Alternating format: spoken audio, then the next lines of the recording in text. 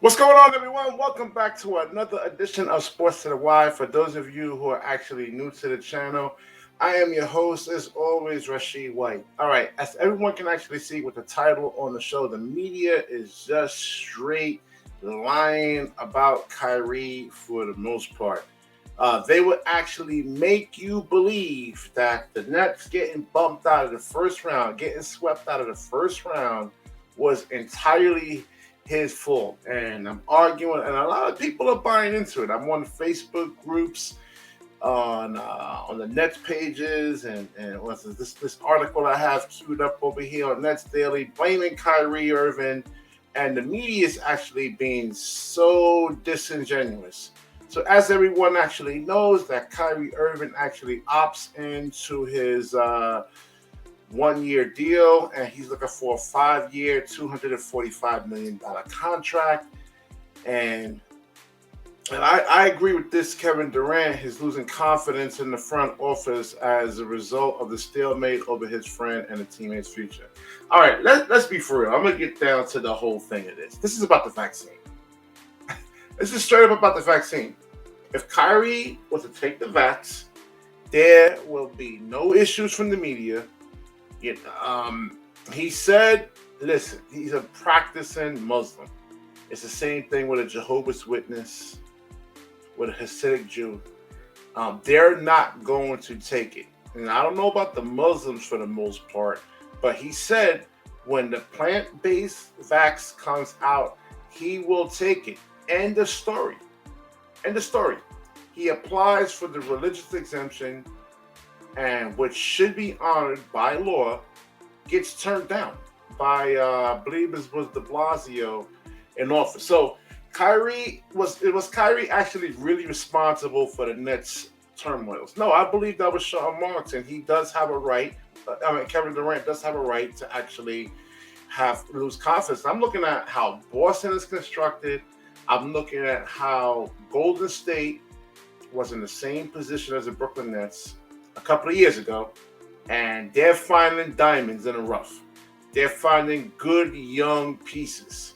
They're making really good trades. You look at Memphis. Desmond Bain. No, he was a high lottery pick. But the other guys, like the lower end guys, who's actually contributed to the Memphis Grizzlies. Where's Sean Marks on that? I don't see him. You look at Memphis. Tyler Hero, I believe he was undrafted. Duncan Robinson. So yeah, I'm looking at Sean Marks over here saying, yes, he does need to be fired, and how he actually handled the Kyrie situation. And then he's trying to be, he's being disingenuous, saying that, oh, he's not available. Well, who the hell is available? If Kawhi Leonard, hypothetically, was a free agent right now, and he wanted to come to the Brooklyn Nets, having to miss the whole season, and Sean Marks would be running at the freaking gates to try to sign this guy, even though he's unreliable because he gets injured. I played a lot of basketball. Injuries is part of basketball. I've been playing for 25 years. Everybody's hurt. Everybody gets injured. Now I get it. Now they said Kyrie, when he first got to the Nets, he protested the whole the bubble situation. Well, so did LeBron James. And there was players that actually opted out from actually playing in the bubble. They gave them an opt-out clause. Why are you not chastising those guys at all? I don't see you doing that. So, well, because Kyrie didn't want to play in the bubble, you're just making it everything about him. So, let's see. This is an old article right here. All right, let's say old. It was today, but they was giving Kyrie Irving exploratory ways to actually see if he can opt into his actual to see if he can actually become a free agent. They can do some type of sign and trade. Of course, because of the media and the distraction they actually become, Kyrie actually doesn't really have those options, and the Lakers would be a disaster. So, all right, let's go over the Brooklyn Nets season. They have James Harden, who's actually playing on one leg. He comes to the camp out of shape. They offered James Harden a 3-year, $161 million contract. He wants 5 years. Same thing as Kyrie, $252 million. Sean Mark says no. He throws a hissy fit. I mean, he's playing, but he's not giving it his whole thing. The media will actually make you believe that, oh, it was Kyrie Irving's reasons for not getting vaccinated, was the reason why James Harden wanted to leave when he wanted that full max just like Kyrie. And Brooklyn said no. And who could blame him? I mean, he is not committed. He's not in shape. He's out there partying or whatever. Joe Harris, he actually had season-ending surgery. And the Nets are the number one seed. I think it's a one-legged Harden, and then 3 or 4 rookies, then they're the number one seed. Without Kyrie Irving. Without Kyrie. KD goes down. Then you know what happens from there. They don't have anybody that can actually, like, let's say, a high percentage one-on-one player that they can actually run their offense through. And you know the deal. Kyrie, they bring him back part-time. So they didn't want to stand up to the city, to de Blasio for the illegal mandate. And yes, it was against the law. It was illegal on what they did. There was only a couple of cities that did it. Most of the other cities and states, including blue states, actually followed the law. So you then trade James Harden, and you get in Seth Curry, Drummond, Ben Simmons. Ben Simmons doesn't play. He got to get himself acclimated. He gets hurt. Seth Curry already had hurt his ankle 1 month prior to being traded. So he's on one leg as it is. And if anybody can understand basketball, breaks down basketball, like I'm a basketball analyst over here. He can't really, on one leg, he really can blow by guys like that, get by people. So defenses are able to actually stay close to him. They don't have to, let's say, drift away. So to worry about him actually getting by people with, I don't know if he's speedy, but I got to look more in his game, though. But he's very crafty. He has a handle. He can get by his guy. He averages almost 17 points a game. But if he's on one leg, I mean, the little explosiveness that he does have, he's not going to have it. So you can actually crowd him and stay close to him and to make it where he can't even get shots off. So you got Andre Drummond and Nick Claxton. Now, think about it. You're in a playoff series or in a regular game series. The opposing coaches actually breaks your game down to the molecule. To the molecule. They look at your weaknesses. They're going to look at what you're good at, what you're not good at. Can you pass with your left hand? Are you a good passer? Are you good at passing after double teams? How's your mid-range shot? Can you hit three-point shooters? What's your free throw percentage? I mean, they look at all of this stuff over here. All of these things. All of it. And Drummond has limitations. Nicholas Claxton, and even in the playoffs, I mean, it was a game 3 or 4. He goes 1 for 10.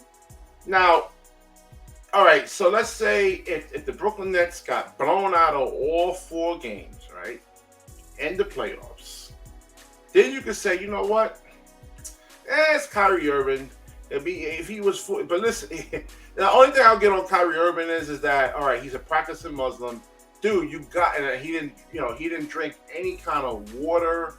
No electrolytes, and no food. I mean, you gotta get water in, man. You playing in the playoff series. I get it with the religion thing, but they're not asking you to take a vaccine, but you gotta get some water in. And you can read his body language. He was exhausted. He was tired.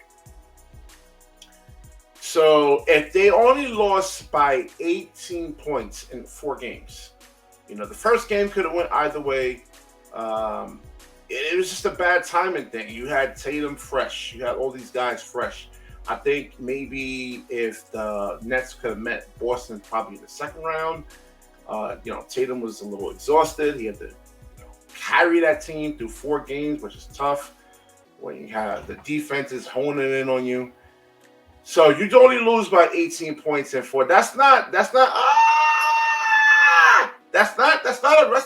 disaster. It just said, hey, we need more pieces. We need Ben Simmons back. We need Joe Harris back. We need Seth Curry actually healthy. Nobody wants to look at Kevin Durant on how he actually blundered the first 3 games. He said it himself. Hey, I'm overthinking the defense, the way they was playing him. He has to use, in terms of actually getting himself open, he needs to use more V cuts, L cuts. He didn't say that, but he doesn't. I'm telling him that use more V cuts and L cuts to actually get yourself open. And he was holding on to the basketball too much and turning the ball over, not playing instinctual basketball. But in game 4, he had 39. So this is not a disaster. I mean, you didn't get blown out by 20, 25 points in each game.